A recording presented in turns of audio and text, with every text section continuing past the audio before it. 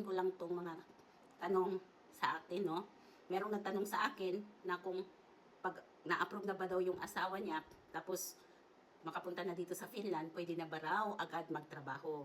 Before anything else, gusto ko lang malaman ninyo na ito yung mga kunting kaalaman ko lang kasi pinagtanong-tanong ko lang din po to sa mga kaibigan ko na andito na yung mga asawa nila. Okay, pag na-approve na yung asawa mo at nabigyan na siya ng residence permit, may mahabang proseso pa. Marami pa daw proseso yan.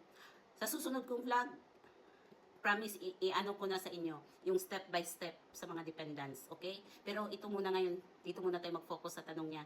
Okay, pagdating niya dito, may mga proseso pa yan.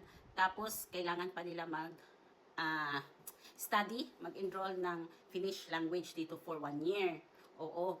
Pero pag gusto nilang magtrabaho na while ongoing yung studies nila, nakahanap sila ng trabaho nila, ng full-time job nila, tapos ayaw na nila mag-study kasi nga mahirap ang language at saka syempre siguro priority talaga ang pera dito. So pwede silang huminto while studying sila, pwede silang huminto sa pag-aaral nila at magtrabaho na lang.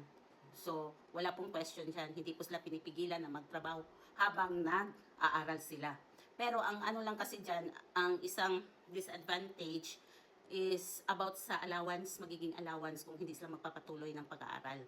At again, sa susunod kong video, abangan nyo yung tungkol sa allowance ng mga family member. Kasi may allowance yan sila habang nag-aaral din, pati yung mga bata at magkano.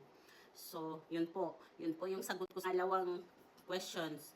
After daw ng residence permit ng mga family member nila, kasi 1 year muna kasi ang ibibigay, ano po ba ang mangyayari? Okay, so before 3 months ng expiration ng residence permit, kailangan na yan i-renew ng sponsor ninyo. So, pag na-renew na yan, kung ano yung number of residence permit ng sponsor nyo, yun din ang magiging number of residence permit ng mga family member. So, yun lang po. Yun lang muna ngayon. At again, sa susunod, abangan nyo po yung iba kong vlog tungkol sa family ties. Thank you!